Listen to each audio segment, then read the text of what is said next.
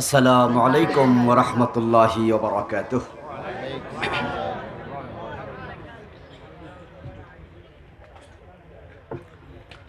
আলহামদুলিল্লাহ আলহামদুলিল্লাহি নাহমাদুহু ওয়া নাস্তাঈনুহু ওয়া নাস্তাগফিরুহু ওয়া নাউযু বিল্লাহি মিন শুরুরি আনফুসিনা ومن سيئات أعمالنا من يهد الله فلا مضل له ومن يضلل فلن تجد له وليا مرشدا وأشهد أن لا إله إلا الله وأن محمدا عبده ورسوله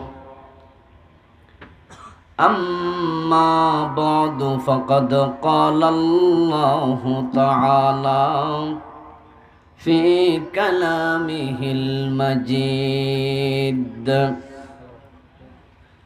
أعوذ بالله من الشيطان الرجيم بسم الله الرحمن الرحيم قل هل ننبئكم بالأخسرين أعمالا الذين ضل سعيهم في الحياة الدنيا وهم يحسبون أنهم يحسنون صنعا قال النبي صلى الله عليه وسلم ذاق طعم الإيمان من رضي بالله ربا وبالإسلام دينا وبمحمد نبيا ورسولا أو كما قال النبي عليه الصلاة والسلام সকলে মেহেরবানি করে দুরূদ ইব্রাহিম পড়ুন। আল্লাহুম্মা সাল্লি আলা মুহাম্মাদিন ওয়া আলা আলি মুহাম্মাদ কামা সাল্লাইতা আলা ইব্রাহিম ওয়া আলা আলি ইব্রাহিম ইন্নাকা হামিদুম মাজিদ। আল্লাহুম্মা বারিক আলা মুহাম্মাদিন ওয়া আলা আলি মুহাম্মাদ কামা বারাকতা আলা ইব্রাহিম وعلى آل إبراهيم إنك حميد مجيد اللهم صل وسلم وبارك عليه لا إله إلا الله محمد رسول الله। সম্মানিত ভাইরা, আমি আপনাদের সম্মুখে পবিত্র কোরআন মাজিদ থেকে সূরাতুল কাহফের 103 এবং 104 নম্বর আয়াতে কারিমা তিলাওয়াত করেছি। বিশ্ব নবীর পবিত্র মুখ অনুসৃত একখানা ছোট্ট হাদিসে নববী পাঠ করেছি। আল্লাহ তাআলা তৌফিক দান করলে এখান থেকে কিছু কথা বলবো ইনশাআল্লাহ। আল্লাহ তাআলা বলতেছেন, কুল, হে নবী আপনি বলুন, হাল নুনাব্বিউকুম বিল আকসারিনা আ'মালা, আমি কি তোমাদের খবর দেব নাকি এমন কিছু মানুষের ব্যাপারে যারা আমলের দিক থেকে ক্ষতিতে নিমজ্জিত, আমলের দিক থেকে ক্ষতির মাঝে পড়ে গেছে।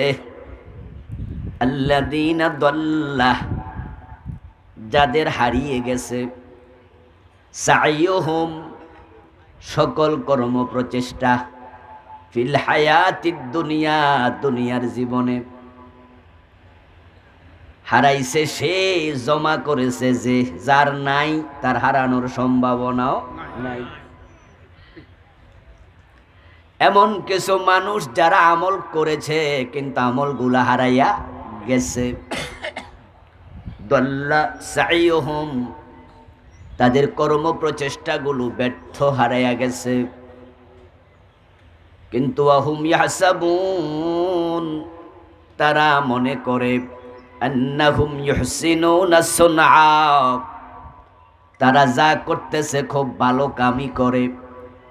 তারা যে ব্যর্থ, ক্ষতিগ্রস্ত, তাদের আমলগুলো যে বাতিল হয়ে গেছে তারা টেরও পায় নাই, তারা বুঝেও না। আন্নাহুম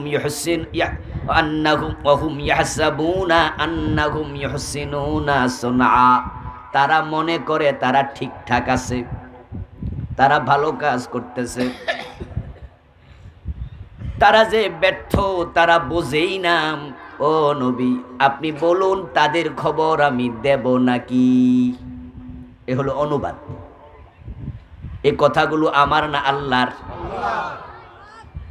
এই আয়াত দিয়ে বোঝা যায় কিছু মানুষ ব্যর্থ আছে কিনা।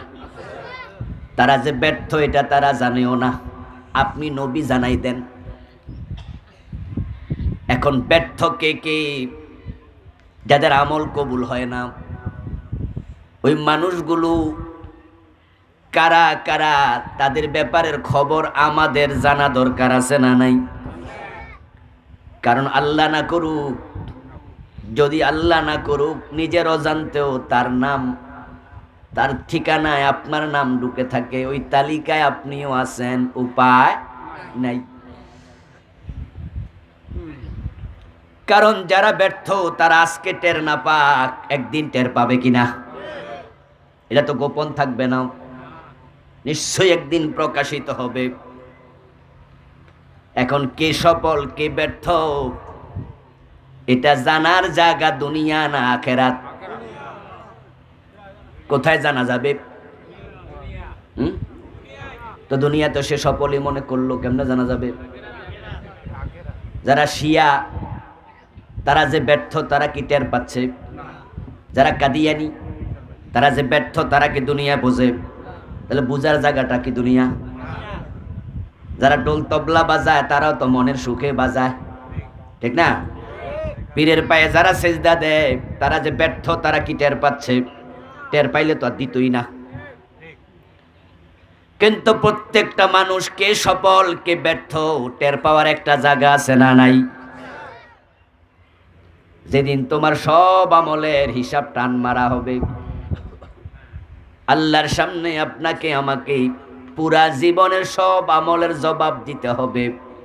ইকরা কিতাবাক, তোমার সব কিন্তু লেখা হয়।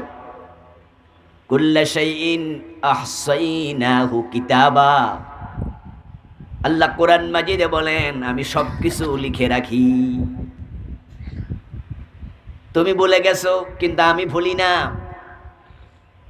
মা ইয়ালফিযু মিন কাওলিন ইল্লা লাদাইহি রাকীবুন আতীদ, তোমার মুখ দিয়ে কোন দিন কোন শব্দ বের হয়েছে 2 বছর আগে কি কইছো 2 বছর পরে মনে নাই, কিন্তু আমি আল্লাহ কিচ্ছু বলি নাই, প্রতিটা শব্দ লিখে রেখেছি। ওয়া কুল্লা ইনসানিন আলজামনাহু তায়রাহু ফি উনুকিহি,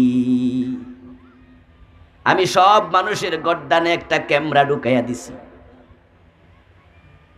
কুল্লা ইনসান, সব মানুষ, আপনি এর ভিতর আছেন না নাই? পিসা বুঝুন নাই? বড় মসজিদের খতিব সাহেব বাদ পড়ে গেছে, কেন্না কানা দাদা ল্যাংরা খোঁড়া, যেই যে মানুষ পৃথিবীতে মানুষ হিসাবে এসেছে কুল্লা ইনসানের ভিতরে সেই আছে। আলজামনাহু, আমি টাস্ট করে দিয়েছি, তয়রাহু, আমল নামার বই, আমল নামার ক্যামেরা, আমল নামার রেকর্ডার, ফি উনুকিহি, তার গর্দানের ভিতরে।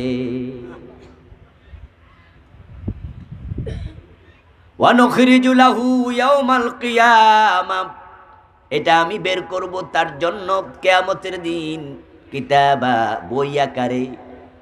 ইয়ালকাহু মানসুরা, সে খোলা কিতাবের মতো পাবে।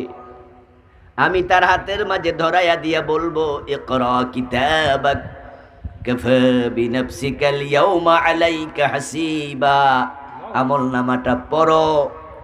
ওদিন মূর্খ কেউ থাকবে না, সবাই শিক্ষিত হবে।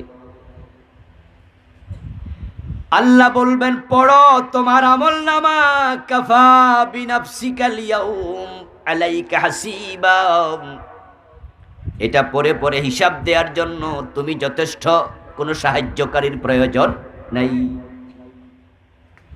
সেদিন মানুষ কেউ সফল হবে, কেউ ব্যর্থ হবে, কারো চেহারা উজ্জ্বল হবে, কারো চেহারা কালো হয়ে যাবে। সেদিন মানুষগুলো টের পাবে কে কে ব্যর্থ। এখন সেদিন টের পাইয়া লাভটা কি? সফল হওয়ার সুযোগ তো আর নাই। দুনিয়াতে পরীক্ষায় ফেল করার পরে, ব্যর্থ হওয়ার পরে আরেকবার পরীক্ষার সুযোগ আছে কিনা? আদু ভাইয়ের নাম শুনছেন নি? মাশাআল্লাহ, কি এলাকাও আছে। আমার বন্ধু 11 বার পরীক্ষা দিয়া মেট্রিক পাস করেছে, এমন ঘটনা বাংলাদেশেও আছে। মায়ের সাথে তার বাচ্চা একসাথে পরীক্ষা দিছে, বাবার সাথে ছেলে একসাথে পরীক্ষা দিছে, একসাথে দুইজন পাস করছে। আপনি যদি একবার ফেল করেন, আরেকবার, একবার না পারিলে দেখো শতবার। দুনিয়াতে ব্যবস্থাটা আছে। রেজিস্ট্রেশনের মেয়াদ এই জন্য 1 বছর থাকে না, কমপক্ষে 3 বছর থাকে। 3 বছর পাস করেন না, আবার নতুন রেজিস্ট্রেশন করার সুযোগও আছে। কিন্তু ওখানে গিয়ে ফেল করলে আর সুযোগ নেই। তাই তো কারা কারা ফেল করেছে, ও নবী আপনি বলে দেন। 1400 বছর আগে চলে গেছেন প্রিয় নবী দুনিয়া থেকে, এখন আমাদেরকে কে বলবে? ওই কথাগুলো শোনানোর দায়িত্ব আলেম ওলামাদের গাড়ে আছে না নাই? তাই তো তারা নবীদের ওয়ারিস। আজকের মাহফিলে আমরা ব্যর্থ মানুষদের কথা বলবো, এবং প্রত্যেকের দায়িত্ব, আমি আবুল কালাম আজাদ সহ, আমি আমার কথার প্রথম শ্রোতা, আমি নিজেকেও সেখানে খুঁজবো। কারণ কথাগুলো তো আমার নয়, কথাগুলো আল্লাহর। আমার মুখ দিয়ে বলবো।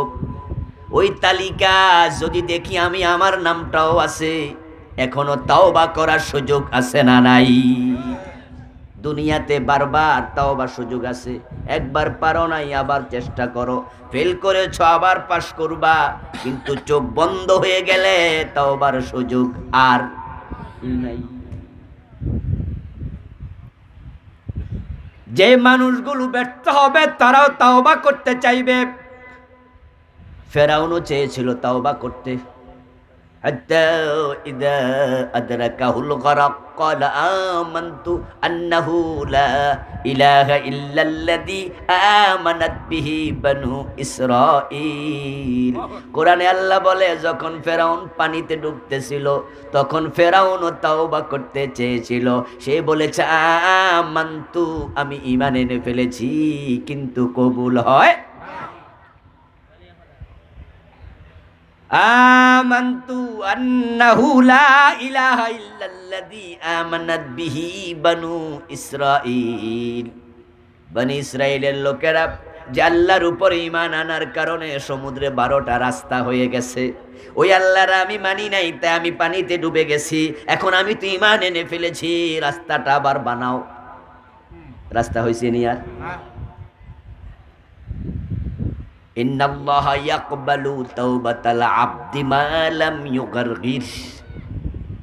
রাসূল বলেন, আল্লাহ তাওবা কবুল করে, তবে মৃত্যুর সময় এসে গেলে আর কবুল হবে না। তাই সাবধান, মৃত্যু আসার আগে তাওবা করো। গড়গড়া শুরু হবে, মৃত্যু হাজির, আর তাওবা হবে না। ফেরাউন কা মান্তু, আমি ঈমান এনেছি।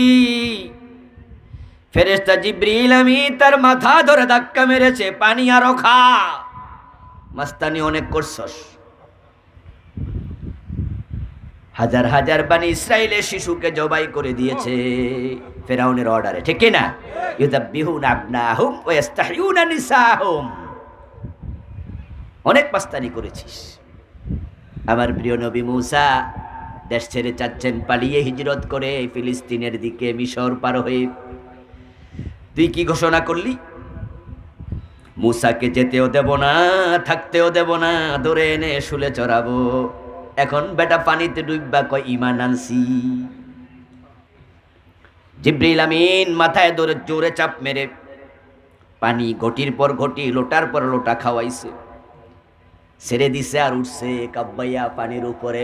উঠে কয় ও আনা মিনাল মুসলিমিন, আমি শুধু ইমানদার নয়, আমি মুসলমান হইয়া গেলাম। জিবরিল কয় সাপ আর একটা দিমু।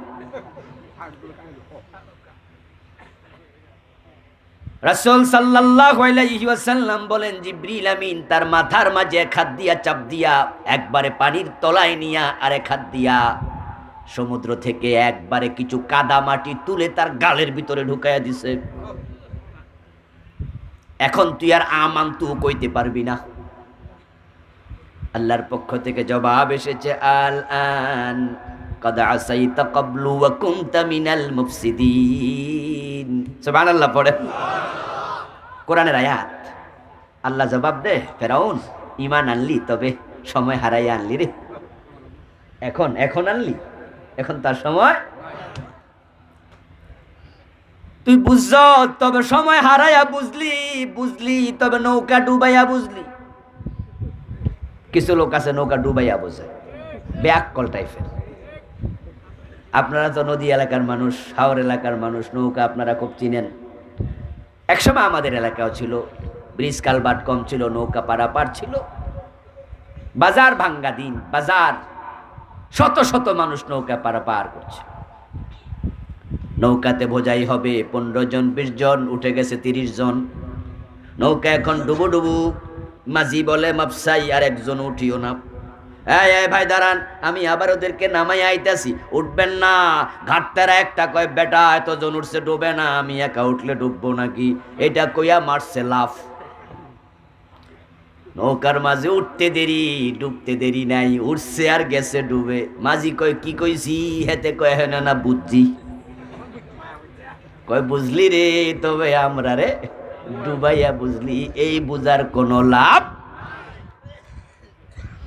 ফেরাউনও বুঝেছে মৃত্যুর গড়গড় আসার পরে কিছু মানুষ বুঝবে আল্লাহর সামনে হাজির হওয়ার পরে তারা ব্যর্থ। দেখবা আমল নামাটা, নেকের পাল্লা, নেকের খাতা এরকম সাদা কাগজের মতো, একটা নেকও নাই। লোকটা আশ্চর্য হবে, বলবে প্রভু আমি তো নামাজ পড়েছিলাম, আমি তো রোজা রেখেছি, হজ করেছি, যাকাত দিছি, মসজিদে মাসে মাসে চাঁদা দিছি, মাহফিলে গেছি, কত রকমের ওয়াজ শুনছি। ও আল্লাহ আমার সওয়াব কই? আমার আমল নামার পাতা খালি কেন? আল্লাহ বলবে বান্দা তুই কি সূরা আল কাহফের 103-4 নম্বর আয়াত পড়স নাই? সেখানে আমি বলেছি দাল্লা সাইয়ুহুম, কিছু লোকের আমল গুলো হারাইয়া যাবে। আমল করেছিস কথা ঠিক, কিন্তু আমি তো বলছি হারাইয়া যাবে, থাকবে না। আমার বন্ধু মাছ ধরে সারা রাত জাল দিয়া তুলে তুলে তুলে তুলে ডুলার মাঝে রাখে। আপনাদের দেশে কি বলে? ডুলা। সকালবেলা যখন ফজরের টাইম হয়, ফজরের আজান হয়, তখন ডুলাটা টান দেয়, বাজারে যামু, এবার থাক সারা রাত ধরছি। ডুলা টান দিয়া দেখে তলা নাই, মাছ আছে তো। সারা রাত কি ধরে নাই? ধরছেনি, কিন্তু নাই তো। টান দিয়া তো মাথায় হাত। হইল কি? আরে মাগরিবের টাইমে তাড়াহুড়া কইরা আইসা জাল ধরেছি, তুলেছি, ধরেছি, রেখেছি, তলা যে নাই খেয়াল তো করি নাই।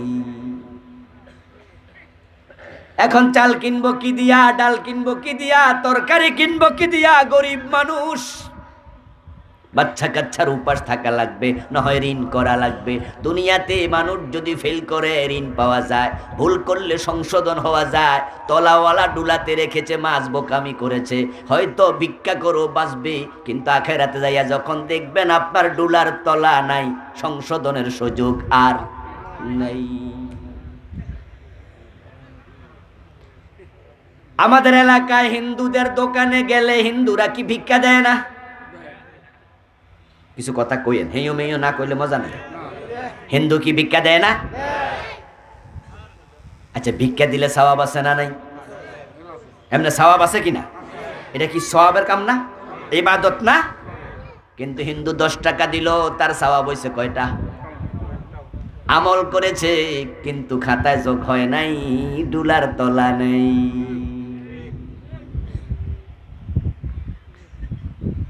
তাম দুনিয়াতে দেখবেন মানব কল্যাণে খ্রিস্টানদের ভূমিকা অনেক বেশি। তাই পৃথিবী জুড়ে অসহায় মানুষের চিকিৎসার জন্য হাজার হাজার হাসপাতাল বানাইছে একটা সংস্থা, তার নাম রেড ক্রস। বাংলাদেশও আছে না নাই? হ্যাঁ, রেড ক্রস, ক্রুশের চিহ্ন। খ্রিস্টানদের গলার মাঝে চেন ঝুলাইয়া, যারা খ্রিস্টান নান পাদ্রী, তারা দেখবেন এরকম ক্রুশ চিহ্ন বহন করে। তাদের ধারণা হযরত ঈসা আলাইহিস সালামকে ক্রুশবিদ্ধ করে হত্যা করা হয়েছে। আল্লাহ বলছে না, ওয়ামা সালাবুহু ওয়ামা কাতালুহু ওয়ালাকিন শুববিহা লাহুম। না, আমি ঈসাকে আকাশে তুলে নিয়েছি। সুবহানাল্লাহ। রেড ক্রস সংস্থা কোটি কোটি টাকা খরচ করে মানুষের উপকার করছে। খ্রিস্টানরা টাকা দেয়, আমল নামায় সওয়াব হবে, নেক আমল কিন্তু যোগ হয় নাই, এর মানে ডুলার তলাটা নাই। আমাদের দেশে যে মানুষগুলো পীরের পায়ে সেজদা দেয়, তারা কি জুমার নামাজে যায় আল্লাহরে সেজদা মসজিদে দেয় না? পীরেরও দেয়, আবার আল্লাহরেও দেয়। পীরকে সেজদার সাথে সাথে ঈমান আছে না গেছে? এখন মসজিদে যায় জুমা পড়ছে, লাভটা কি? ডুলার তো তলা শেষ, ঠিক না? শিরিক করছে, ঈমান শেষ। ঈমান হলো তলা, ঈমান নাই, ডুলার আর তলাই নাই। হিন্দু ভদ্রলোক ভিক্ষুকরে 10 টাকা দিল, সওয়াব হয় নাই, কারণ তার ঈমান নাই। রেড ক্রস সংস্থার মাধ্যমে খ্রিস্টানরা কোটি কোটি টাকা পরোপকারে বিনিয়োগ করছে, সওয়াব নাই, কারণ ঈমান নাই।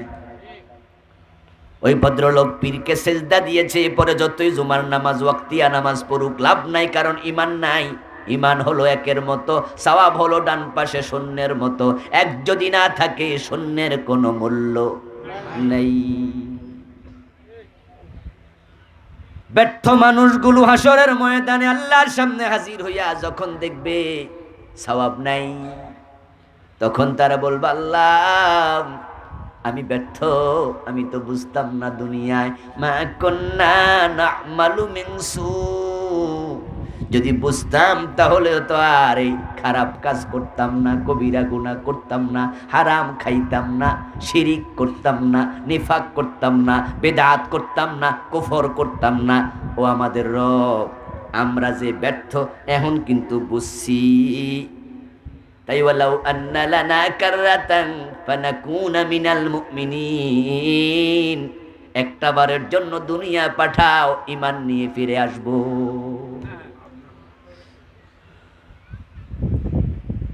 ওয়ালাউ আন্না লানা কাররাতান আই মাররাতান ওয়াহিদা, একটা বারের জন্য আল্লাহ দুনিয়া পাঠাও, ঈমান নিয়ে ফিরে আসব। আল্লাহ আমি বুঝছি আমি আসলে ব্যর্থ, আর ব্যর্থ হব না, একটু পাঠাও। পাঠানো হবে তো?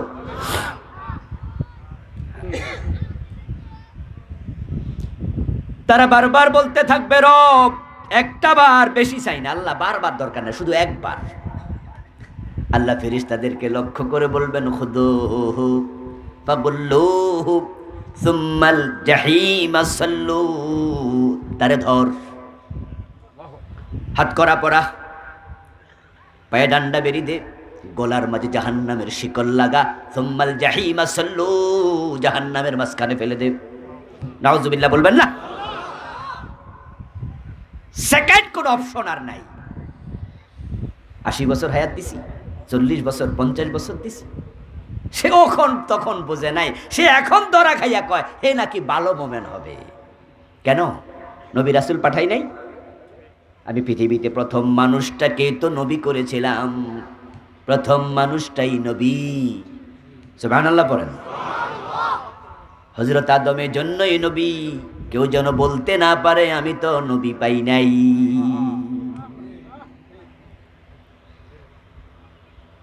লিকুল্লি কওমিন হাদ, আমি প্রত্যেক জাতির কাছে হেদায়াতকারী লোক পাঠাইছি। ওয়া ইন মিনহুম ইল্লা খালা ফিহা নাযীর ওয়া ইন মিন উম্মাতিন ইল্লা খালা ফিহা নাযীর। এমন একটা জাতি অতিবাহিত হয় নাই যাদেরকে জাহান্নামের ভয় দেখানোর জন্য নবী পাঠাই নাই। এখন নবী আসবে না, কিন্তু নবীর লাখ লাখ ওয়ারিস আছে না নাই? নবী মুহাম্মদের মেসেজ আমি আল্লাহ প্রত্যেকটা মানুষের কানে পৌঁছিয়ে দেব, প্রত্যেকটা মানুষের কানে। আজকে যারা কাফের, আমরা ফ্রান্সে, রাশিয়াতে, জার্মানিতে ওয়াজ করতে যেতে পারি নাই। আপনার পৃথিবীর অনেক দেশেই এলাও না। কিছু কিছু প্রোগ্রাম হয়, যেমন আমি 2018-তে আমেরিকায় কনফারেন্স করতে গিয়েছি। আমি 22 দিন ছিলাম। 22 দিনে আমি 25-26টা প্রোগ্রাম করেছি, একদিনে 2টাও করেছি। কিন্তু প্রোগ্রামগুলো ছিল মুসলিম কমিউনিটির ভিতরে, বিভিন্ন কনফারেন্স রুমে, হল রুমে। কিন্তু বাংলাদেশের মতো এরকম খোলামেলা সিস্টেম নাই। আমার মাহফিলে এসেছে বাংলাদেশিরা। আবার যে মূল কনফারেন্স ফিলাডেলফিয়ার বিশাল কনফারেন্স রুমে হয়েছে, সেখানে হাজার হাজার লোক একসাথে হওয়া যায়। আমাদের প্রোগ্রামটাতে 10,000-এর কম বেশি লোক ছিল। সেখানে ইংরেজিতে বক্তৃতা হয়েছে, বাংলায় হয়েছে, ইংরেজি অনেক গেস্ট ছিল। অধিকাংশ গেস্ট তো মুসলমান, অধিকাংশ শ্রোতাও মুসলমান। কাফেররা আমাদের ওয়াজ শুনতে আসে নাই। তো কাফেরদের কাছে আমরা বিশ্ব নবীর মেসেজ কেমনে পৌঁছাবো? তারা তো আসে নাই। আলহামদুলিল্লাহ, মাঝে মাঝে আল্লাহ তাআলা কাফেরকে দিয়ে এমন কিছু ঘটনা ঘটায়া দেয়, আমরা মেসেজ পৌঁছানো লাগে না, এমনি পৌঁছে যায়। যেমন কয়েকদিন আগে ফ্রান্সে বিশ্ব নবীর কার্টুন এঁকেছে, মনে আসেনি? রাসূল সাল্লাল্লাহু আলাইহি ওয়াসাল্লামের ব্যঙ্গ কার্টুন এঁকেছিল। ফ্রান্স সরকার মদদ দিয়েছে, তামাম দুনিয়াতে প্রতিবাদ হয়েছে, পৃথিবীর মিডিয়াগুলো ফলাও করেছে। এমন ঘটনা ঘটাইছে যে সমস্ত কাফেররা নবী মুহাম্মাদের নামও জানতো না, ওই ঘটনাগুলোর কারণে তাদের কানেও নবীর নাম পৌঁছে গেছে।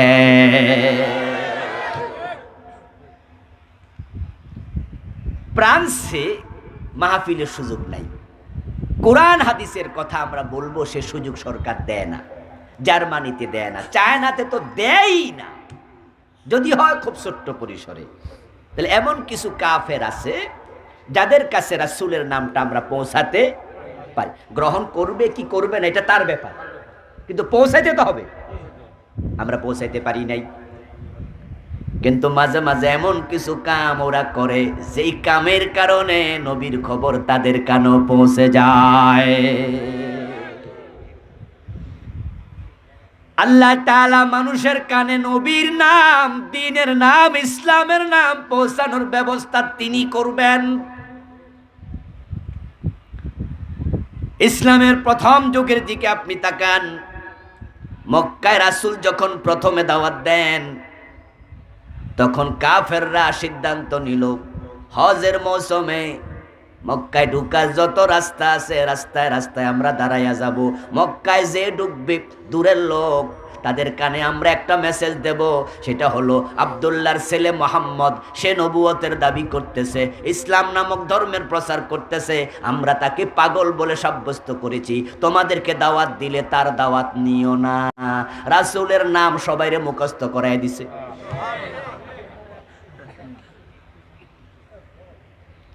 কথা বুঝলেন? নবী মুহাম্মদ একজন মানুষ। তো হজের মৌসুমে সিরিয়া থেকে লোক আসে, ইয়ামান থেকে আসে, কাতার থেকে আসে, দুবাই থেকে আসে। তৎকালীন পৃথিবীতে তো অনেক দেশ ছিল, সবাই আসতেছে। এখন নবী মুহাম্মদের কাছে তো আর তৎকালীন যুগে এরকম মাইক ছিল না যে উনি মাইকে দাঁড়ায় কব, ও আমি মুহাম্মদ ইবনে আব্দুল্লাহ নবী হইছি, তোমরা শোনো। সুযোগ তো নাই, এত লোকের কাছে উনি একা কেমনে যাবে? আল্লাহকে ব্যবস্থা আমি করতেছি। সুবহানাল্লাহ বলে। হেরাই সব রাস্তায় লোক লাগাই দিছে, যত রাস্তা দিয়ে ঢুকবো নবী মুহাম্মদের নাম মুখস্থ করাই দেব, সুবহানাল্লাহ। এরা ক্ষতি করতে চাইছিল। এখন রাসূল সাল্লাল্লাহু আলাইহি ওয়াসাল্লাম কাবার বিভিন্ন অঙ্গনে দাঁড়ায়া কালেমার দাওয়াত দেয়, আনা মুহাম্মদ ইবনে আব্দুল্লাহ, মুহাম্মদ ইবনে আব্দুল্লাহ, আমি আব্দুল্লাহর ছেলে মুহাম্মদ, ইন্নী রাসূলুল্লাহ, আমি এখন আল্লাহর রাসূল। এইটুকু শোনার সাথে সাথে যারা শুনতো তারা কয়, হ্যাঁ এই নাম তো আমি আজকে শুনছি, আসার পথে শুনছি। নতুন করার পরিচয় দেয়া লাগে না, কিন্তু আমাদেরকে শোনানো হয়েছিল সে নাকি পাগল। কিন্তু এখন কথাবার্তা শুনে তো দেখতেছি কি চমৎকার কথা, কি সুন্দর কথা। তাহলে নামটা এরা মুখস্থ করাই দিছে, আর কথার সাথে সাথে অন্তরে আকর্ষণ আল্লাহ সৃষ্টি করে দিয়েছে। চাইছিল ক্ষতি করতে, করছে কি উল্টা উপকার। আমার বন্ধু, হাসরের ময়দানে আপনি বলবেন, আল্লাহ আমি এখন বুঝেছি, তা আমার দুনিয়া পাঠাও। আল্লাহ বলবে ফেরেশতাদেরকে, হেরে ধর। কত হুজুর বাড়ির কাছে যাইয়া যাইয়া বুঝাইছে, তখন হুজুরদের কথা গ্রহণ করে নাই। আলহামদুলিল্লাহ, ইসলামের মেসেজ আপনি মানেন আর না মানেন, রাশেদ খান মেনন, হাসানুল হক এনো, যত নাস্তিক আছে তাদের কেন আমরা পৌঁছিয়ে দিয়েছি। তারা বলতে পারবেন আল্লাহ আমরা জানি না।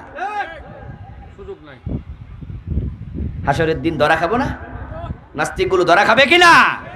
হ্যাঁ, ধরা খাবে। ধরা খাওয়ার পরে হেরো বলবে, আল্লাহ দুনিয়ার একবার পাঠাও, আমরা ভালো হয়ে যাব। আল্লাহ বলবে, কেন হুজুররা কয় নাই? তাকে জাহান্নামের মাঝখানে ফেলে দাও। তখন লোকটা কাঁদতে থাকবে, চিৎকার দিয়ে দিয়ে বলতে থাকবে, আল্লাহ আমার একটু আবার পাঠাও। ফেরেশতারা ধরে মেরুদণ্ডের হাড্ডিটা ভেঙ্গে গোল বানাবে ফুটবলের মতো। ইউরাফুল মুজরিমুনা বিসীমাহুম ফায়ুখাযু বিন-নাওয়াসি ওয়াল আকদাম।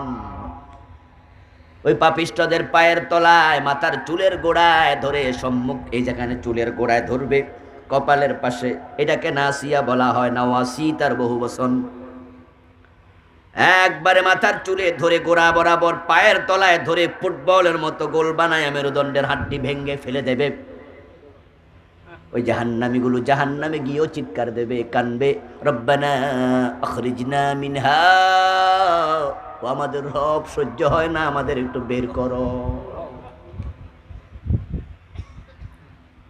আমরা জান্নাতে যাই নাই, জাহান্নামেও যাই নাই, হাসরের মাঠেও যাই নাই, কবরও যাই নাই, কিচ্ছু আমরা জানি না। কিন্তু আল্লাহ সব আমাদেরকে জানাইছে কিনা, কবর কেমন হবে, হাসর কেমন হবে, প্রশ্ন কি হবে, জবাব কি হবে, জান্নাত কেমন, জাহান্নাম কেমন, হাসরের ময়দানে আল্লাহর সাথে সওয়াল জবাব কেমন, ফুলসেরাত পার হওয়া লাগবে, সব কিছু কোরআন হাদিসে আছে না নাই? কিচ্ছু গোপন নাই, সব প্রশ্ন আউট। এখন প্রস্তুতি নাও। প্রশ্ন আউট করে দেওয়ার পরও যদি ছাত্র ফেল করে, এই কিসের ছাত্র এটা? সে চিৎকার দেবে, রব্বানা আখরিজনা মিনহা, রব আমাদের বের করো। এরপরে এবার কি বলবে? চমৎকার কথা, ফাইন উদনা ফাইন্না যালিমুন। আমরা দুনিয়াতে যাব, যদি আমরা আবার কুফরি করি, শিরিক করি, নেফাকি করি, হারাম খাই, কবিরা গুনাহ করি, অন্যায় করি, তাহলে আমরা জালেম। তুমি তখন আবার যা মনে চায় সে শাস্তি দিও, এরপর আমাদের একটু পাঠাও। 40 বছর চিৎকার দেওয়ার পর আল্লাহ তাআলা কথার জবাব দেবেন। তাফসীরে জালালাইন প্রণেতা বলেন, তারা 40 বছর চিৎকার দিয়ে দিয়ে বলবে, আখরিজনা মিনহা, আখরিজনা মিনহা, ফালাকসউ ফিহা ওয়ালা তুকাল্লিমুন। আল্লাহ 40 বছর পরে জবাব দিয়ে বলবে, চুপ, লাঞ্ছিত অবস্থায় পড়ে থাক, তোদের সাথে আমার কোনো কথা নাই।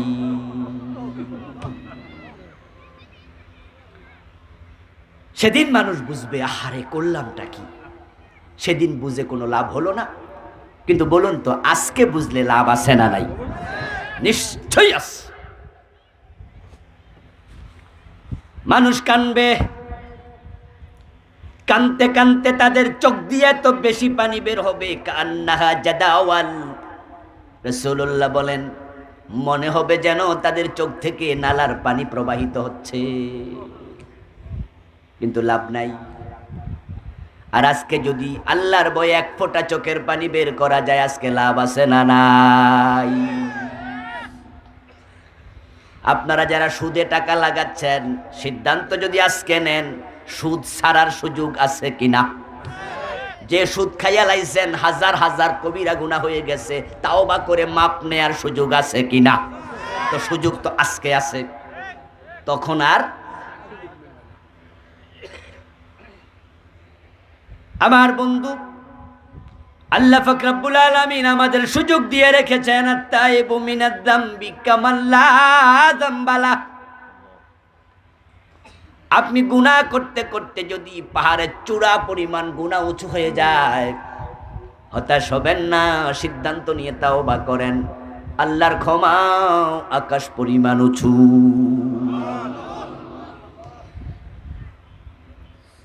100 লোক হত্যা করেও জান্নাত পেয়েছে, এমন হাদিস আছে কিনা?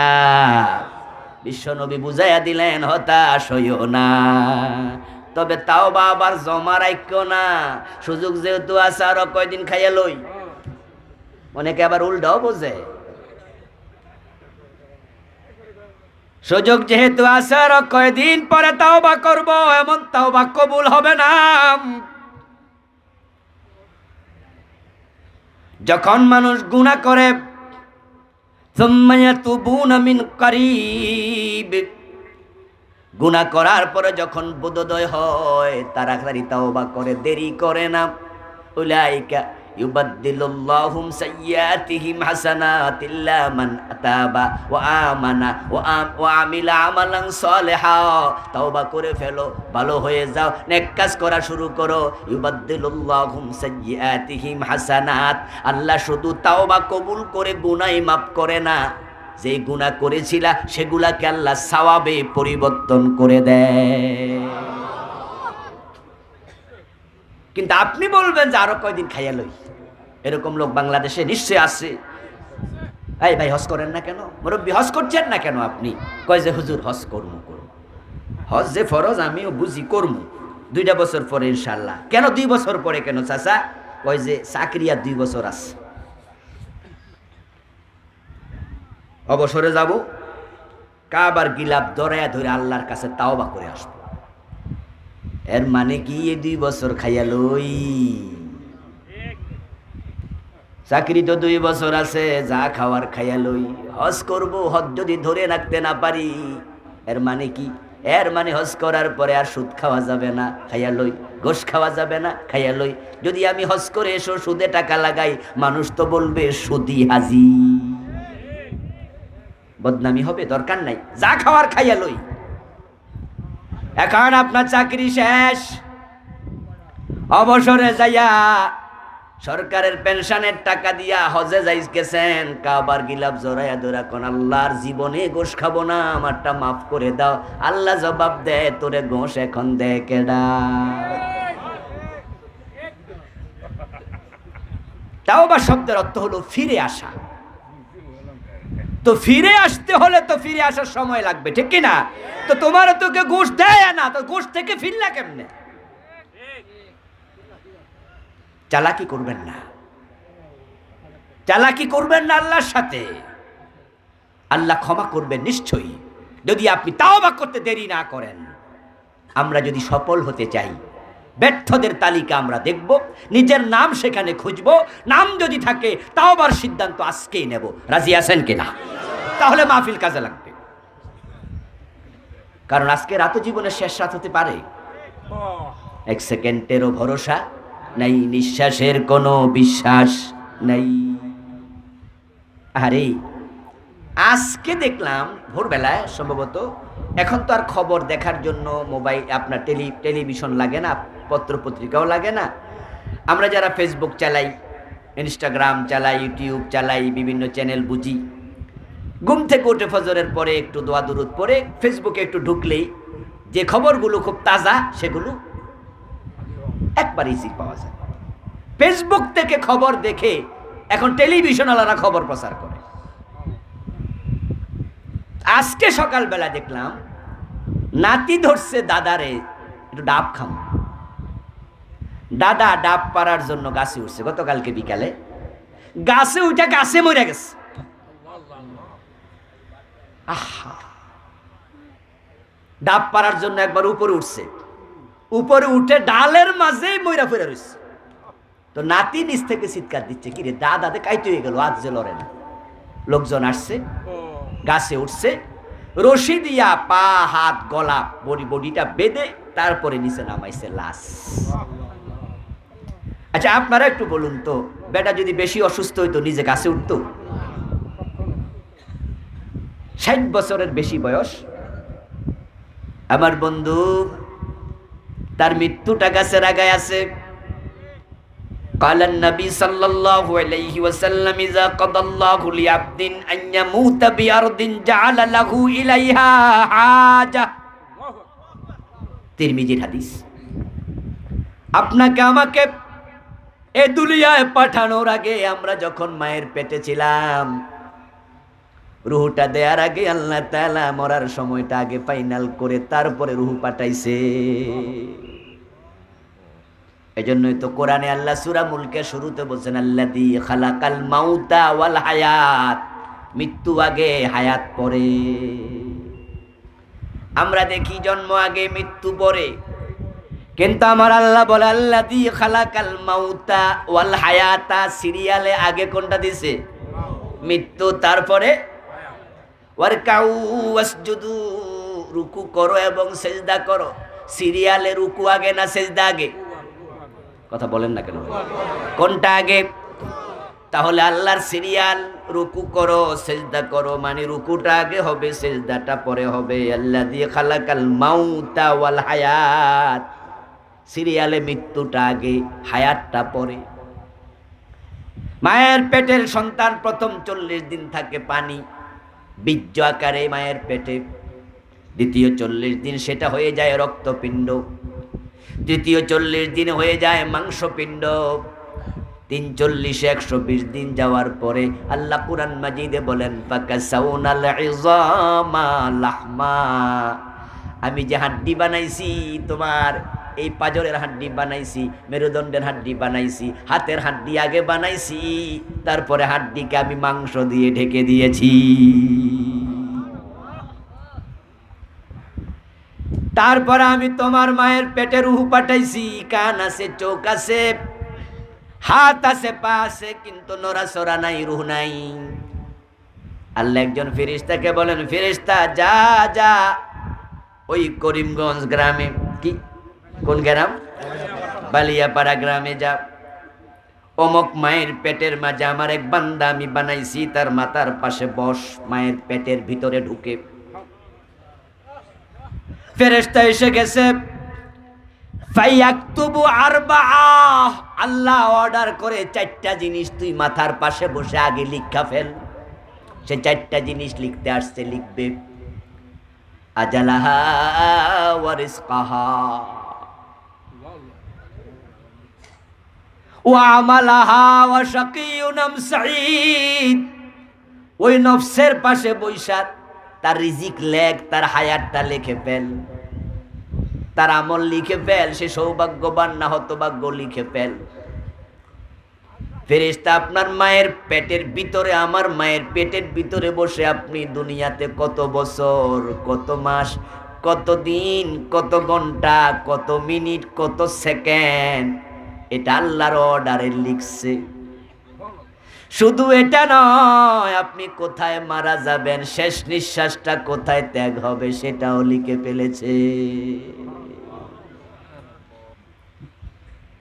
ইদা কাদাল্লাহু লিআবদিন আন ইয়ামুতা বিআরদিন জাআলা লাহু ইলাইহা হাজাহ, ঠিক যেই জায়গাটা লিখছে, কোনো না কোনো কারণে আল্লাহ সেখানে আপনারে নেবেন, তারপরে মৃত্যু হবে। সময়টা ফাইনাল, জায়গাটাও। এই জন্যই তো ইমানদাররা মৃত্যুরে ডরায় না, হক কথা বলতে পরোয়া করে না, ফাঁসির রশে দেখেও ভয় পায় না। হাসতে হাসতে ফাঁসির মঞ্চে গিয়েছে এমন মুমিনও আছে না নাই? কারণ সে জানে আমার মৃত্যু যেখানে হবে সেখানেই হবে। আমার ভাই, তাওবা আপনি বাকি রাখবেন না। ফাইনাল এমন হতে পারে আজকে রাত আপনার জীবনের শেষ রাত। তাহলে আপনি যদি মনে করেন যে আমি আরো কিছুদিন খাইয়া লই তারপরে তাওবা করব, তাহলে তাওবা ছাড়াই তো মরা লাগবে। আর মরে দেখবেন আপনি ব্যর্থ, আপনার আমলগুলো কবুল হয় নাই।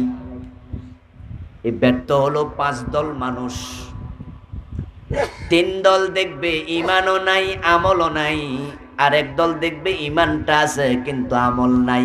আল্লাহ আমল পাল্লা ওজন দিয়ে দেখেন সওয়াব নাই, শুধু ইমান আছে। যখন সওয়াব থাকবে না, ফাআম্মা মান খাফফাত মাওয়াজিনুহু ফাউম্মুহু হাবিয়া, আমল নাই ও ফেরেশতারা তারে জাহান্নামে ফেলে দে। আর যার ইমান আমল কিছু নাই তার জন্য জান্নাত হারাম করে দে। 3 দল মানুষ ইমান হারা আমল হারা, 2 দল মানুষ ইমান আছে কিন্তু আমল হারা।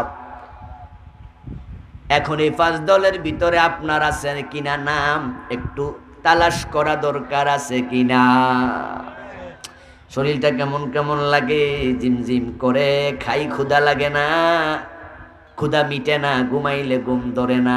তখন আত্মীয় স্বজন কয় একটু ডাক্তারের কাছে যা, পরীক্ষা নিরীক্ষা কর। পরীক্ষার পরে ধরা পড়ছে ডায়াবেটিক 22 পয়েন্ট। এমন হয় না মাঝে মাঝে? ডাক্তার কয় খাইছে রারে, আরে ভাই আপনার এই অবস্থা, আপনি তো কাইট হয়ে পড়ে যাওয়ার কথা ছিল, ডায়াবেটিক তো 22। এবার বলুন তো, যার ডায়াবেটিক 22 কইছে ডাক্তারে, হে চিনি কি খাইব না ছাড়বো? যদি সে দিনে 10 কাপ চা খাইতো, 20 কাপ 10 কাপ চায়ে 20 চামচ চিনি দিত, প্রতি কাপে 2 চামচ, কম খায় না, মিঠা বানায় ফেলে। কিন্তু যেই শুনবে ডায়াবেটিক 22, সে বলবে এখন থেকে চিনি আমি আর খাবো না, মাগনা দিল না। কারণ সে জানে এই চিনি খাওয়ার কারণে বড় বিপদ হয়ে যেতে পারে। যেই যে কারণে মানুষ ব্যর্থ হবে, ওই কারণগুলো আমি এখন বলবো। এখন সেই কারণ যদি আপনার জীবনে থাকে, আপনি বড় বিপদে পড়ে যেতে পারেন। তাই ডায়াবেটিক রোগীর মতো আপনিও আখেরাতে মুক্তি চাইলে সতর্ক হওয়া দরকার আছে না নাই? আমরা শুধু বলবো, মানা আপনার দায়িত্ব। যে মানুষগুলো শরীয়তের সীমা লঙ্ঘন করে তাদেরকে আল্লাহ পছন্দ করেন না। 1 নাম্বার ব্যর্থ মুশরিক, 2 নাম্বার ব্যর্থ কাফের, 3 নাম্বার ব্যর্থ মুনাফিক, 4 নাম্বার ব্যর্থ হারামখোর, 5 নাম্বার ব্যর্থ বেদাতি। কথা বুঝলেন? এই হলো 5টা গ্রুপের নাম। এই 5 গ্রুপের লোক আজকের মাহফিলে যে আছে আমি কোনো সন্দেহ করি না, নিশ্চয়ই আছে। থাকতে পারে, শব্দ হুজুর কইছে আমি কই না, আছে। সুদে টাকা লাগায়, সুদ খায়, অথবা সুদ দেয়, অথবা সুদের সাক্ষী, অথবা সুদ লেখে, এমন লোক এখানে আছে না? এখন বসে আছেন সুদে টাকা লাগায় রাখছেন, অথবা সুদি ব্যাংক থেকে টাকা আনছেন।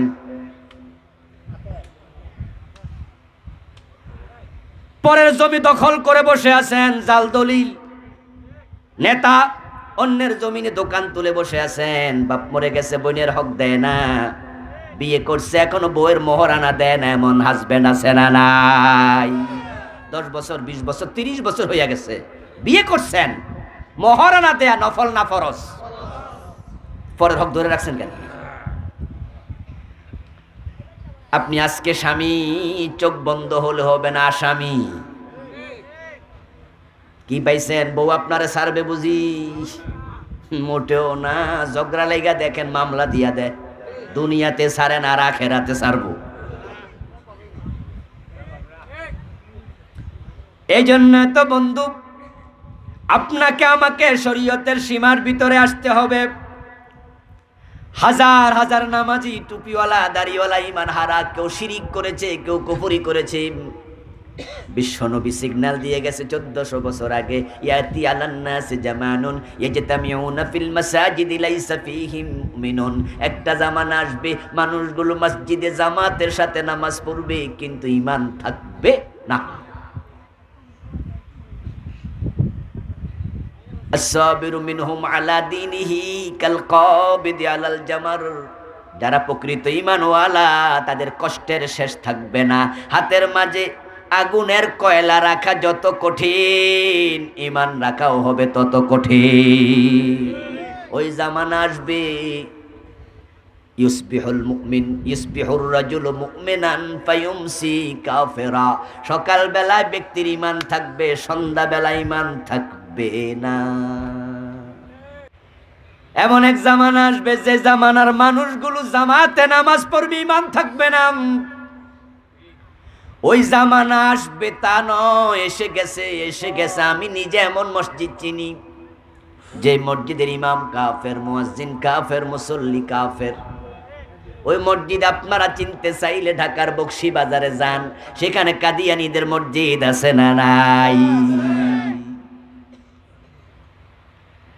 কাদিয়ানীদের মসজিদে ইমাম নাই, মুয়াজ্জিন নাই, মুসল্লি নাই, জামাতে নামাজ হয় না। ইমানদার আছে কয়জন? ইমামও কাদিয়ানী, মুয়াজ্জিনও কাদিয়ানী, মুসল্লিও কাদিয়ানী, জামাতে নামাজ পড়ে, কিন্তু ইমানদার একটাও নাই। গোলাম আহমদের কাদিয়ান, গোলাম আহমদ কাদিয়ানের জন্ম 150 বছরের কম বেশি আগে। আল্লাহর হাবিবের হাদিস বলেছেন 1400 বছর আগে গোলাম আহমদ কাদিয়ান 150 বছর আগে এসেছে দুনিয়ায়। তার অনুসারী সব কাফের, 5 ওয়াক্ত নামাজি। নবী মুহাম্মদ 1400 বছর আগে বলছে এমন লোক হবে জামাতে নামাজ পড়বে, ইমানদার থাকবে না। আমার বন্ধু, কাদিয়ানীরা অপরাধী কেন, ব্যর্থ কেন? নামাজ, রোজা, হজ, যাকাত সব আছে, হাসরের ময়দানে তারা সফল না ব্যর্থ? কারণ তাদের ঈমানটা নাই। কেন নাই? কারণ তারা কোরআনের 4টা অক্ষর মানে না। খা আলিফ তা মিম খাতামান নবিয়্যিন। বিশ্ব নবীকে বড় নবী মানে, বড় রাসূল মানে, কিন্তু শেষ নবী মানে না। এ কোরআন এমন এক কিতাব, 4 অক্ষর নয়। কেউ যদি 3 অক্ষর না মানে সেও কাফের। কেউ 2 অক্ষর না মানলে, 1 অক্ষর না মানলে, এই কোরআনের 1 হরফ না মানবেন, ঈমান শেষ। এটা অঙ্কের মতো। 10 লাইনের অঙ্ক, 9 লাইন ঠিক আছে, 1 লাইন ভুল হইছে, 10-এ কত? একজন ছাত্র বেশি খারাপ, 10 লাইনে 10 ভুল, স্যার হেরে দিছে 0। আরেক ছাত্র মোটামুটি ভালো, 10 লাইনে 9 লাইন ঠিক, 1 লাইনে ভুল, হেরে কত দিব? স্যারের কিছু করার নাই, এটা অঙ্কের নিয়ম। কাদিয়ানী কোরআনের 4 অক্ষর মানে নাই, কাফের হয়ে গেছে। এখন আপনি নিজেরে প্রশ্ন করুন, আপনি যদি কোরআনের কিছু হরফ না মানেন, আপনি ইমানদার থাকবেন? এখন আল্লাহ তাআলা বলে আস-সারিকু ওয়াস-সারিকাতু ফাকতাউ আইদিয়াহুমা জাযাআম বিমা কাসাবা নাকালাম মিনাল্লাহ। অক্ষর এখানে 4টা না বেশি? অনেকগুলো। বাংলা তোর চোর পুরুষ হোক আর নারী হোক, ধরে ধরে হাত কেটে দাও। এটাই তাদের প্রতিদান, এটাই তাদের শাস্তি আল্লাহর পক্ষ থেকে, এটা লাঞ্ছনা। এখন এখানে অক্ষর আছে 20-30টার মতো। 50 বছরের বাংলাদেশে চোর ধরে হাত কাটছেন কয়দিন?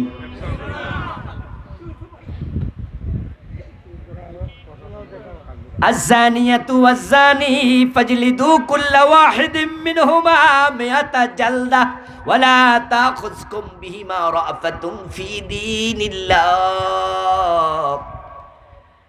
জেনাকারী পুরুষ হোক আর নারী হোক, 100 বেত লাগাইয়া দাও। বেত লাগানোর সময় তাদের প্রতি কোনো মহাব্বত দেখাইতে পারবা না, একটাও কম দিতে পারবা না, 100তে 100ই দিতে হবে। এই আইনটা কার? অক্ষর এখানে 4টা আছে না বেশি আছে? 50 বছরের বাংলাদেশে বেত্রাঘাত করছে জেনাকারীরে কোন আদালত? আলা লাহুল খালকু ওয়াল আমরু। বাংলা অর্থ হলো সাবধান, সৃষ্টি যার, আইন চলবে শুধুই তার। ঘোষণাটা আমার না আল্লাহর। অক্ষর আছে 15টা।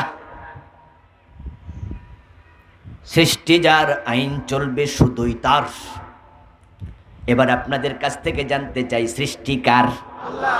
আরো জোরে বলেন, কার? আইন চলবে কার? চলছে তো। আমরা 90% মুসলমান, কেন চলবে না? আমরা না কোরআন মানি? আল্লাহর আইন মানে তো কোরআনের আইন নাকি? আল্লাহর আইন মানে কি আইন? কোরআনের আইন। বিশ্বনবী বললেন, আমার মেয়ে ফাতেমা চুরি করলে আমি ফাতেমার হাতটাও কাটবই। হযরত ওমর রাদিয়াল্লাহু তাআলা আনহুর ছেলে আবু শাহমা মদ পান করেছে, হযরত ওমর ছেলেকেও রেহাই দেন নাই। মদ্যপানের অপরাধে প্রিয় পুত্রকে নিজ করে মেরেছ দোররা, মরেছে পুত্র তোমারই চোখের পরে। বাংলাদেশে মদ আছে না নাই? ইয়াবার জ্বালায় যুব সমাজ শেষ। এখন বাংলাদেশের যুব সমাজ ইয়াবার সাগরে ভাসতেছে। ঢাকা শহরের অলিতে গলিতে ইয়াবার ব্যবসা চলছে। আপনি কল্পনাও করতে পারবেন না যে এত বেশি মাদক বাংলাদেশ। ৮০ বেতের আইন বাংলাদেশের কোন আদালত কায়েম করেছে? করেনি। দোষকার হিন্দুর, বৌদ্ধের, খ্রিস্টানের, ইহুদির। তারা সবাই মিলে 10%, আমরা মুসলমান 90%। তারা আল্লাহর আইনের পক্ষে থাকলেই কি, না থাকলে কিচ্ছু আসে যায় না। তারা 10 জন, আমরা আছি 90 জন। যদি আমরা 51% আল্লাহর আইনের পক্ষে আসি, আল্লাহর আইন কায়েম হতে 6 মাসও লাগবে না। তাহলে কায়েম হয় না, এটাই প্রমাণ করে এই মুসলমানগুলো আল্লাহর আইনের পক্ষে না। আল্লাহর আইনের পক্ষে তো নাই, বরং মসজিদে যদি ইমাম আল্লাহর আইনের পক্ষে ওয়াজ করে, ইমামের চাকরিটা চলে যায়, এমন মসজিদ আছে না নাই? আল্লাহর আইনের পক্ষে কথা বলবেন, আপনি রাজাকার, আপনি আলবদর, আপনি মৌলবাদী, গালি খাওয়ার জন্য প্রস্তুত থাকা লাগবে। মৌলবাদী একটা গালি আসেনি বাংলাদেশে? এই শব্দ শোনেন নাই, একজনও নাই। তো মৌলবাদীটা কে? এই গালি তোমরা কারে দাও? যে 5 ওয়াক্ত নামাজ পড়ে তারে মৌলবাদী বলে না, বরং আমাদের প্রধানমন্ত্রীও নামাজ পড়ে, তাদের নেতারা বলে না যে আমাদের প্রধানমন্ত্রী 5 ওয়াক্ত নামাজ পড়ে। আলহামদুলিল্লাহ, এটা ভালো, আমরাও তো চাই, ঠিক কি না? নামাজ পড়ুক না, সবাই তো পড়ুক।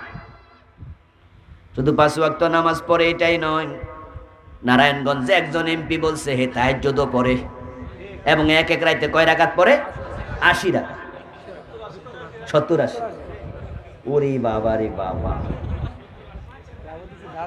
এত লম্বা রাত পায় কই?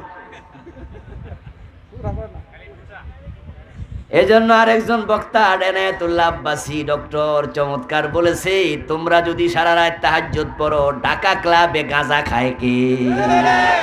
ওহিয়ানে যায় নষ্টামি করে কেডা? এত তাহাজ্জুদ তোমরা পড়লে? আপনি নামাজ পড়েন, আমাদের ভালো, আমরাও তো এটাই চাই, ঠিক কি না? এটা আমাদের কলিজা থেকে চাওয়া, এটা তো মুখের চাওয়া না, হৃদয়ের চাওয়া। সব মানুষ নামাজি হলে অপরাধ কমে যাবে সমাজে।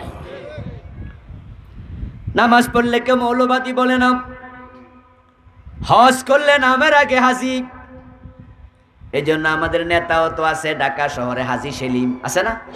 নামের আগে হাজি, আমরাও তো লিখি না, অনেক নেতারা লেখে।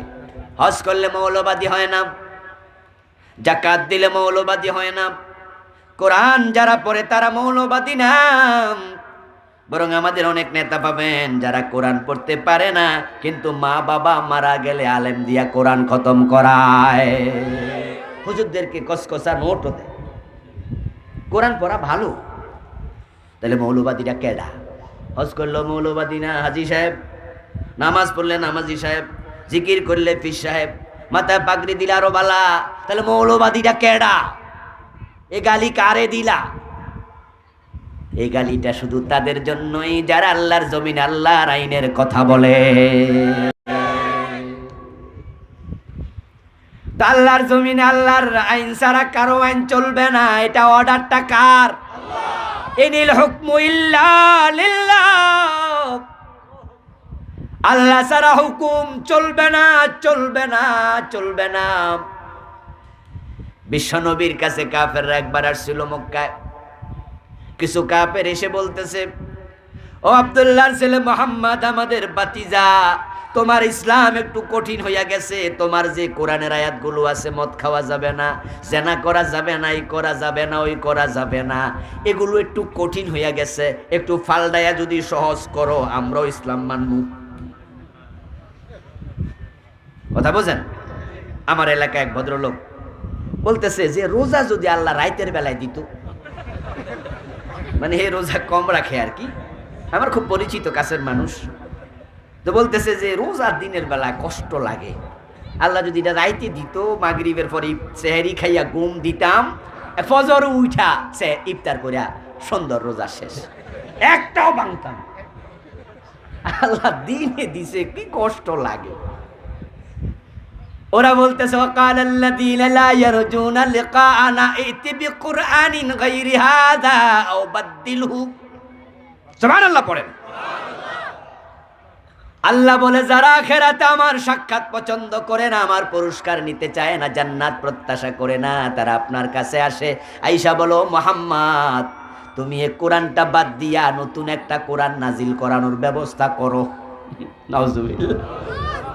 আও বাদদিলহু, অথবা কিছু আইন একটু বদল টদল কইরা দেও, যেমন আছে মদ খাইও না, তুমি একটু পাল্টায়া কম মাঝে মাঝে খাইও, তাহলে ঝামেলা শেষ, কঠিনটা থাকে না।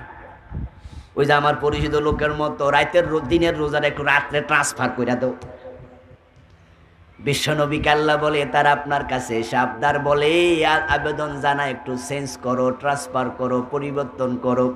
এখন আপনি কি বলবেন? কুল মা ইয়াকুনু লি আন উবাদদিলাহু মিন তিলকাই নাফসি, আপনি বলে দেন আমার পক্ষে কোরআন পরিবর্তন করার কোনো অধিকার নেই, আমার পক্ষে এটা সম্ভব না, আমার তো অধিকারই নেই। এবার কি আরো বলে দেন, ইনাত্তাবিউ ইল্লা মা ইউহা ইলাইয়া, বরং ওহির মাধ্যমে যে কোরআন আমার কাছে নাজিল হয় এটা শুধু তোমরা নয়, এটা মানতে আমিও বাধ্য। তাই তো তিনি বলেছেন আমার মেয়ে ফাতেমা চুরি করলে তার হাতও কাটবই, কারণ চোর হাত কাটার আইন করেছেন কে? তা আমি নবী মুহাম্মদ আমার মেয়েরও সাথ দিতে পারবো না। এখন আমরা যারা আলেম ওলামার আল্লাহর আইনের কথা বলি, শ্রোতাদের মাঝে আপনারা কেউ মনে মনে একটু মাইন্ড করেন, হুজুর কেন রাজনীতির ওয়াজও মাঝে মাঝে কইরালায়, না করলে না ভালো ছিল, নামাজ রোজার কথা কইতো। ও বন্ধু, আমরা কেন বলি? কারণ কোরআনে নামাজ আছে, নামাজের কথা বলতে আমি বাধ্য, কোরআনে রোজা আছে, রোজার কথা বলতে বাধ্য, কোরআনে হারাম খাইও না আছে বলতে বাধ্য, কোরআনে রাজনীতি আছে এটাও বলতে আমি বাধ্য।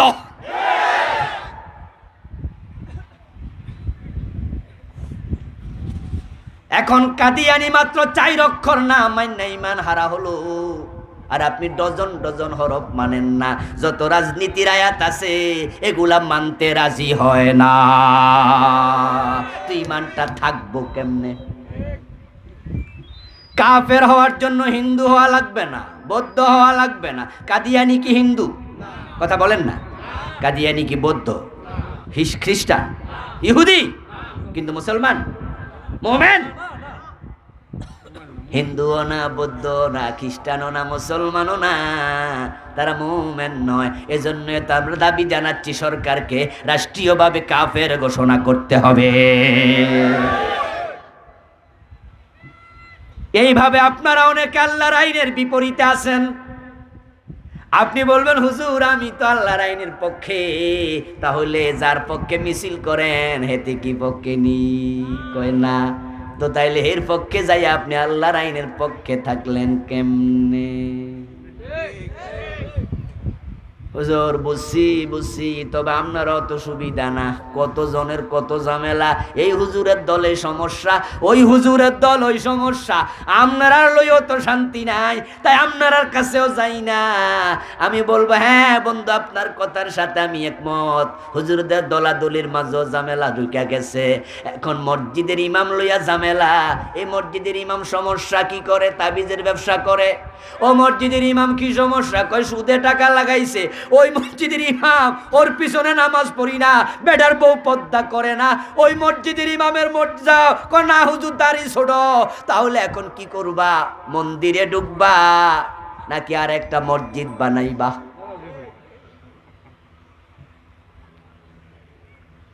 কোন হুজুরের ইমামতি ভালো লাগে না, মন্দিরে যাইবা না, না প্রয়োজনে মসজিদ বানাইবা, মন্দিরে ঢুকা যাবে না। ইসলামী দল কোনোটা ভালো লাগে না, নিজে একটা বানাইবা, অন ইসলামী দলে থাকা যাবে না।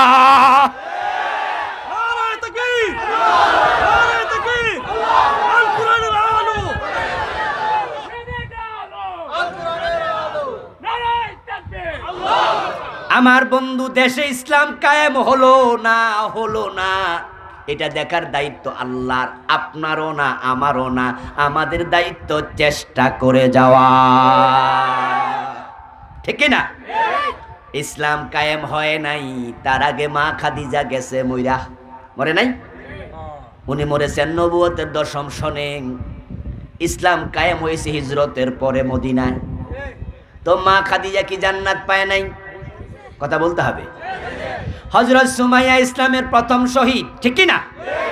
উনি মারা গেছে, শহীদ হয়েছে মক্কায়, ইসলাম কায়েম হয়েছে মদিনায়।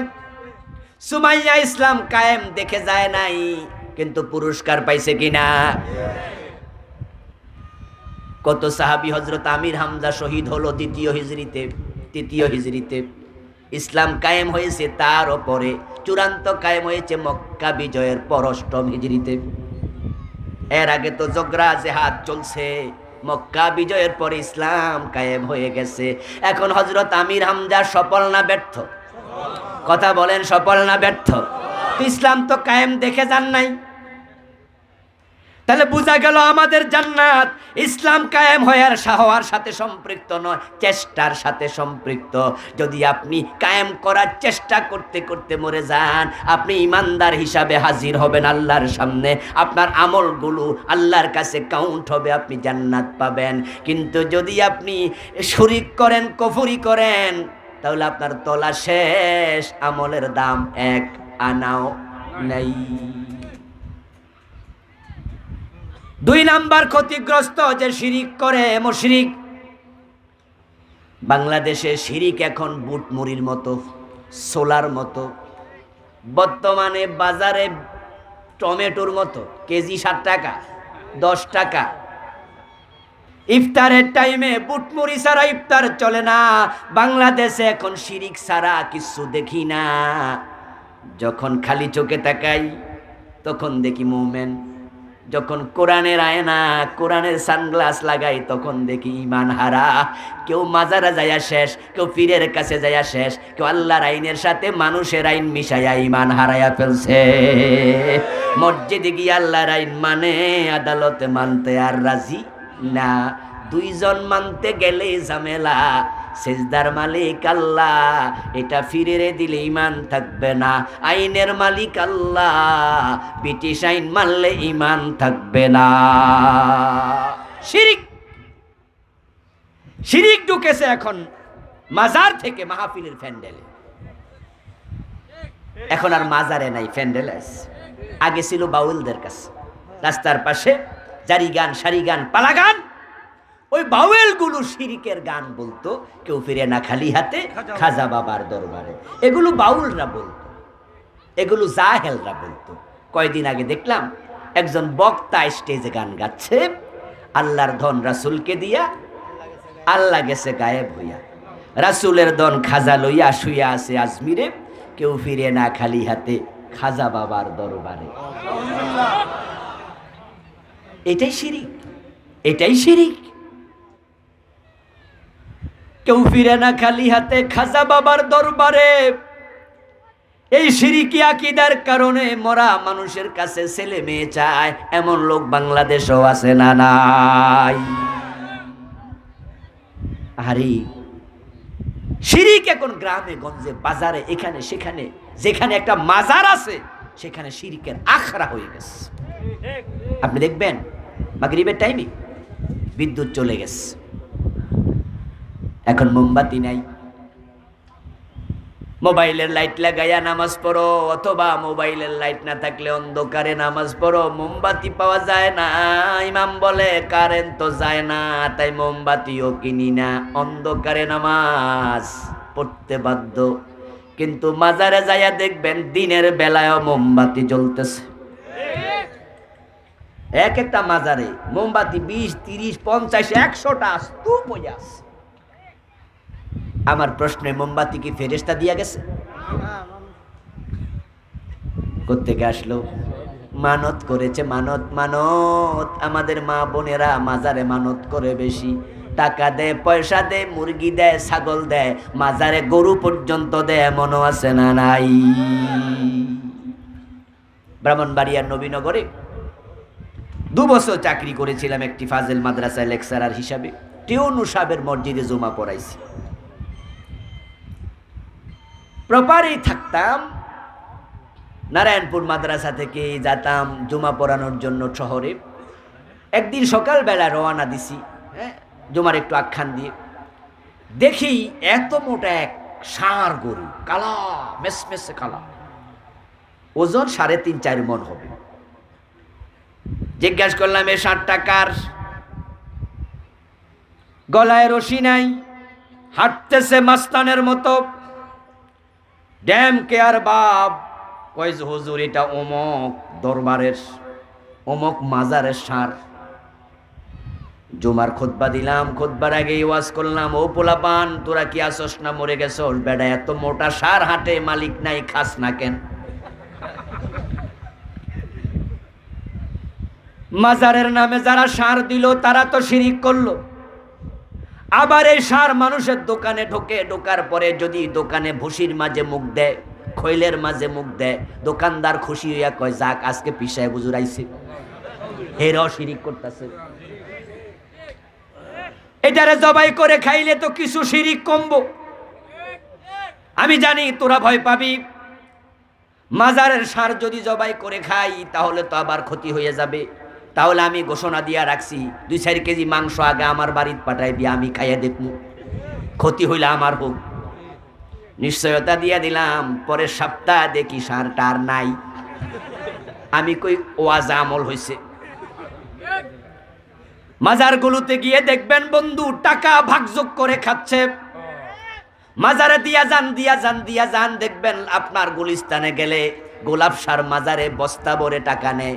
আমার ব্রাহ্মণবাড়িয়াতে গেলে দেখবেন কেল্লাসার মাজারে 2 মুন্না 3 মুন্না বস্তা ভরা লাগে। টাকা টাকা টাকা। মানত একটা ইবাদত, ইবাদত হবে শুধু কার? মানত হল আল্লাহর নামে হবে। মাজারের নাম হতে মাজারের জন্য মোমবাতি মানত করবেন, গরু ছাগল টাকা দেবেন, শিরিক হবে শিরিক। এই জন্য মানত আল্লাহ ছাড়া কারো নামে করা যাবে না। কিন্তু পরিতাপ, মুসলমানের বুঝ পর্যন্ত চলে গেছে। যেই লোকটা মরে গেছে, কবরে শুয়ে আছে, আপনি তার মাজারে মানত করলেন 20 টাকা, সে পাইছে কয় টাকা? তো দিলেন কেন? গোলাপসার মাজারে লাখ টাকা দিলেন, গোলাপসা পাইছে কত বলেন? কয় % পাইছে? পাইছে তো কারে দিলেন? কে খাইল? আশ্চর্য। যিনি মরে গেছেন তিনি ভালো মানুষও যদি হন, তার ব্যাপারে আমাদের আপত্তি নাই। গোলাপসা কেমন ছিলেন আমি জানি না, কেল্লাসা কেমন ছিলেন আমি জানি না, ধরে নিলাম ভালো মানুষ। কিন্তু ভালো মানুষ যদি হয়, কবরে শুয়ে আছে, কবরটা জান্নাতের বাগান হয়ে আছে, কবরে মোমবাতির আলোর কোনো দরকার আর হবে না। উনি জান্নাতি মেহমান, দুনিয়ার টাকা পয়সার প্রয়োজন আর নাই। টাকাটা তুমি দাও তাকে যে গোলাপসার মাজারের পাশে শীতের কাপড়টা গায়ে নাই। ভিক্ষার থালা নিয়ে দাঁড়ায় কাশতে কাশতে মাটিতে বসে যাচ্ছে, ওষুধ কেনার টাকা নাই, তার হাতে টাকাটা দিতা। হাদিসে আসছে বুখারীতে, বিশ্ব নবী বলেন ফাইন্নাল্লাহ ইয়াতাকাব্বালু বিয়ামিনিহি, ওই ফকিরের হাতে পড়ার আগে আল্লাহ নিজের ডান হাত পিছায়া দেয়। টাকাটা তার দরকার। কয়দিন আগে একটা ওয়াজ শুনলাম ইউটিউবে, ওয়াজ করতেছে আমাদের যুক্তিবাদী হুজুর হাবিবুর রহমান যুক্তিবাদী, নাম মনে আসেনি? বলে যান নাই তো হুজুরকে? বুড়া হয়ে গেছে, বেঁচে আছে কিন্তু। আল্লাহ হায়াতে বরকত দেখ, বলেন আমিন। এক সময় তো সারা দেশ ওনারাই ওয়াজ করছে, কি দারুণ কণ্ঠ ছিল, আল্লাহ আকবার। তো হুজুরের একটা ওয়াজ শুনলাম, মজা পেলাম। উনি বলতেছে মাইকে মাজারের টাকা তুলতেছে, দিয়া যান দিয়া যান দিয়া যান, 2,500 এক জায়গা। উনি বললো যে আমি ড্রাইভারে বললাম, এই একটা কাম কর, ওই মাইকের পাশে নিয়ে থামা, গাড়ি থামা। তো ড্রাইভারে একবারে মাইকের কাছে নিয়ে থামাইছে, এরকম টেবিল বসাইয়া দিয়া যান মাজারে দিয়া যান। হুজুর বলতেছেন আমি একবারে কাছে থামানোর পরে গ্লাস নামাইলাম, গ্লাস নামাইয়া মাথাটা বাইর কইরা কইলাম কি দিতাম, একটু মজা করলাম। এখন যে সাদা তোলে হে আমারে দেখা কো হুজুর আমনে দিল নিতাম না। হুজুরকে আমি কইছি এই বেটা নিতি না, আমার টাকা কি হারাম? কই না হারাম না, হালাল, নিবো না। কেন নিবি না? বলছে হুজুর আমার কণ্ঠ একটু ভালো, তাই তারা আমার জোর করে এই কামে লাগাইয়া দিছে। আমি শতকরা 40 টাকা নেই, 60 টাকা হেরারে দেই। এই 60 টাকা হেরারে দেশ মানে কারে দেশ? হুজুর নেতারা নে। মাজারের টাকা 40% নে যে তুলে, আর 40% নে নেতা। যিনি শুয়ে আছে তিনি এক আনাও পাইল না। তুমি কত বড় বেকুব, তুমি দিলা কারে খাইলো কেডা? মাজারে মানত করা শিরিক, ওই মাজারওয়ালার কাছে চাওয়া শিরিক। নির্বাচন আসে, ধর্ম যার যা, যখন আপনার হিন্দুদের পূজা আসে, ধর্ম যার উৎসব সবার বলে। মুসলমানকে আজকে দুর্গা পূজায় পাঠানোর পরিকল্পনা, ষড়যন্ত্র চলছে। কোরবানির ঈদ আইলে তো কয় না ধর্ম যার উৎসব সবার। আমরা কেমনে গরু জবাই করি, হিন্দু মিয়া দেখতে আসে না, কিন্তু তারা মূর্তি পূজা করে, আমরা দেখতে যাই। তাদের ধর্মে গরু জবাই নিষেধ, তাই তারা ধর্মরে সম্মান করলো। নিষিদ্ধ কাজ করে না, দেখতেও যায় না। আমাদের ধর্মে মূর্তি পূজা জায়েজ না হারাম? অনুমোদিত না নিষিদ্ধ? তো নিষিদ্ধ কাজ তোমরা কেমনে করতে যাও, দেখতে যাও। এতে প্রমাণ হয় মুসলমান হয়েছ, নিজের ধর্মকে সম্মান করতে শিখো নাই। নির্বাচন আসলে শিরকি স্লোগান হয়, জনগণ সকল ক্ষমতার উৎস, এমন একটা স্লোগান আছে না নাই? অথচ ক্ষমতার মালিক কে? জনগণ উৎস তোমারে কইছে কে? কয়দিন আগে পাবলিক জনগণ ঘুমাইছে, ঘুমোর তুইটা দেখে ক্ষমতা চলে গেছে, এরপরও বুঝি আক্কল হয় না। স্লোগান শিখাইছে, ছেলে হোক মেয়ে হোক দুটা সন্তান যথেষ্ট, এমন স্লোগান এই দেশে আছে না নাই? বেশি হলে খাওয়াবে কে? আস্তাগফিরুল্লাহ। তো আমি জিজ্ঞাসা করি ভাই, তোমারে খাওয়ায় কে? বাকিরা চুপ থাকলেন কেন? আপনারে কে খাওয়ায়? আপনার ছেলে হলে কে খাওয়াবে? মেয়েরে কে খাওয়াবে? তা আপনার মাথায় প্রশ্ন কে ঢুকালো? শয়তান ঢুকাইছে। আপনি কি দেখেননি রাজ্জাক কেমনে রিজিক বাড়াইয়া দিছে? আজ থেকে 20-30 বছর আগে ধান হতো কয়বার বছরে, এখন হয় কয়বার। 1 বিঘাতে কয় মন হতো, এখন হয় কয় মন। মানুষ বেড়েছে, রিজিকও বেড়েছে। পেয়ারা ছিল ছোট, গাছ ছিল বড়, এখন পেয়ারা হয়েছে বড়, গাছ হয়েছে ছোট। রিজিক বাড়াইছে কে? আল্লাহ। শিরিক করলে ঈমান শেষ। আমি একটি বই লিখেছি, 29টা লিখছি, স্টেজে বইটি পাবেন ইনশাআল্লাহ। 3 নাম্বার হলো যারা মুনাফিক, তাদের ঈমান শেষ। নিফাক নিয়ে আলাদা আলোচনা আছে, আজকে করব না। মুনাফিকদের অবস্থান হবে জাহান্নামে, ফেরাউন নমরুদেরও নিচে। মুনাফিকের কিছু চরিত্র আছে যেগুলো আল্লাহ কোরআনে বলেছেন, রাসূল হাদিসে বলেছেন, জানতে হবে, পরিত্যাগ করতেই হবে। 4 নাম্বার বেদাতি। বাংলাদেশের ইবাদতের ভিতরে বেদাত ঢুকে গেছে, নামাজে ঢুকেছে, আজানে ঢুকেছে। আমার আগের বক্তা বলেছে চমৎকার করে, রাসূল ঈদ করেছেন 2টা, বাংলাদেশে চলতেছে 3টা। নতুন ঈদের নাম ঈদে মিলাদুন নবী, আছে না নাই? নতুন ঈদ আসছে তো আসছে, মহা সমারোহে আসছে।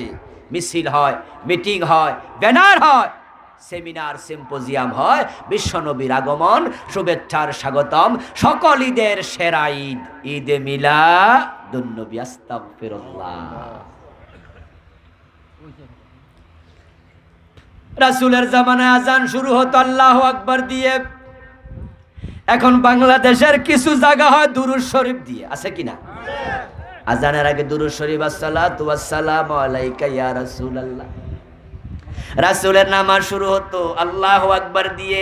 বাংলাদেশের নামাজ শুরু হয় ইন্নী ওয়াজ্জাহতু দিয়ে, ঠিক নেই? আপনারা পড়েননি? এটা নাম দিছেন মুসল্লার দোয়া। রাসূলের জামানায় এরকম মুসল্লা ছিল নি। আরে মিয়া, মসজিদে তো উপরে ছাদ ছিল না, খেজুর পাতার চানি ছিল। রাসূল সাল্লাল্লাহু আলাইহি ওয়াসাল্লাম সিজদা দিয়ে উঠতেন যখন বর্ষাকালে, হাদিসে আসছে বুখারীতে, বিশ্বনবীর কপালের মাঝে, নাকের মাঝে কাদা লেগে থাকতো। কারণ মসজিদের ফ্লোর পাকা ছিল না, বিছনাও ছিল না, মসজিদ ছিল কাঁচা কিন্তু মুসল্লি ছিল পাকা। আর এখন সুদের টাকা দিয়া, ঘুষের টাকা দিয়া টাইলস করো, মার্বেল পাথর লাগাও, এসি করো, মসজিদ হইছে পাকা, মুসল্লি হয়ে গেছে কাঁচা। এখন মসজিদে এসি লাগায় ধরে রাখা যায় না। আর মসজিদে যদি কেউ বেশিক্ষণ থাকতে যায়, ঘুমাইতো যায়, এর মানে বাহিরে ঘুমানোর জায়গাটা আজকে নাই। জুমার দিন হুজুর ওয়াজ করবে, যেই সোয়া একটা পার হয়ে গেছে, একবার হুজুরের দিকে তাকায় আর একবার গরির দিকে তাকায়, মনে হয় যেন খাসার ভিতরে পাখির মতো চান্স পাইলে দৌড়াতে চায়। আমরা ইন্নী ওয়াজ্জাহতু দিয়ে শুরু করলাম, সালাম ফিরে বিশ্বনবীর তাসবিহগুলো আমরা ভুলে গেলাম। যখন ইমাম ভুল করে আমরা তখন লোকমা দেই, কি বলে লোকমা দেই? বিশ্বনবী দিতেন কি বলে? সুবহানাল্লাহ। কে যে ঢুকাইছে আল্লাহ জানে। এ নিয়ে আমি একটি বই লিখেছি, চলমান 38টা বেদাত। নামাজের গুলো আলাদা লিখেছি একটি বই, হাদিসের বৈচিত্র্যে পূর্ণাঙ্গ নামাজ, গত ডিসেম্বরে প্রকাশ হয়েছে। এর মাঝে 4 এডিশন শেষ, আজকে এসেছে 5ম এডিশন। আলহামদুলিল্লাহ, হাজার হাজার কপি গিয়েছে ইতোমধ্যে মানুষের কাছে। নামাজের যত অসঙ্গতি সব দলিল ভিত্তিক তুলে ধরেছি। সম্মানিত ভাইয়েরা, হারাম যারা খান, এ বিষয়ে সংক্ষেপে কিছু কথা বলে ফেলেছি। হারাম খাইলে ইবাদত কবুল হবে না, শেষ, একবারে বেকার।